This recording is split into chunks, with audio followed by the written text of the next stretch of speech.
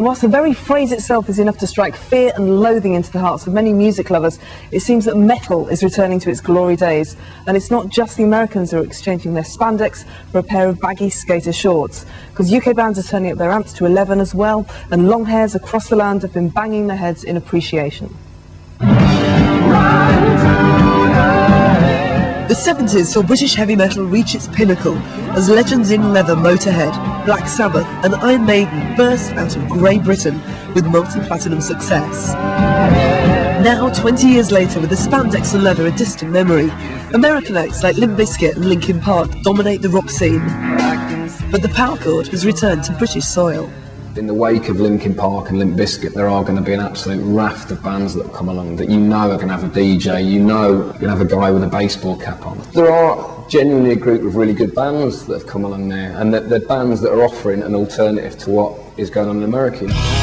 Leading the charge are Corby six-piece Raging Speedhorn, whose debut single, The Gush, has just made them only the third UK metal act to break into the UK top 50 in the last 5 years. Well, you've just watched Raging Speedhorn play, and you've got to admit that was better than sex. Good honest British rock and roll. Everyone's starting to listen to English bands because they believe in it more now, because the American bands coming over all sound the same. They forget that it was Sabbath and Zeppelin in the start. This new stuff that's coming in, I think I could talk for them. They don't like it, and we don't like it. There is not an American alternative to Raging Speedhorn, thank God for that. Garages of rural towns and bedrooms of Middle England are spewing forth a plethora of angry young and hard rockers, including this year's Kerrang's Best Band Award winners, Lostprophets. Hardcore courtesy of the home county's 100 Reasons. And the Buckingham trio, Crackout, who just released their debut single, You Dumb Fuck.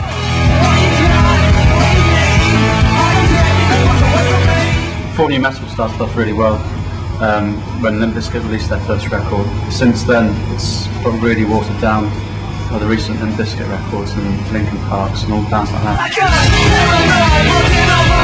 I think people are, in general, musically slightly more suspicious of Linkin Park. I think it's a really good album, but they tend to think of it more as a much more marketed thing. The British bands, Raging Speedhorn, Lostprophets, X-Red, there's not a lot intrinsically in common with those bands apart from the fact that they play loud guitars. It seems that they've been dominated for so long, but there's lots of English bands who realise that English bands can really do it as well and just as good, which is kind of why there seems to be this scene around at the moment. Taking inspiration from across the Atlantic is Aldershot 5-piece of X-Red, who won a competition in Kerrang magazine to have their debut album produced by US rock ubermeister Ross Robinson, the man behind Korn and Slipknot.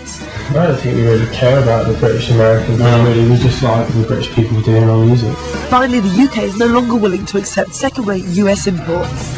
They seem to really get off on Terry's voice because he doesn't put an accent on his singing, he just sings and it's very meaningful and it's real. The great thing is that extreme music is back with a vengeance. Really experimental, insane, powerful records. I think the recurrent thread in all of the bands is that they're patently not happy. If you read the lyrics to all the bands, they're not cheerful chaps.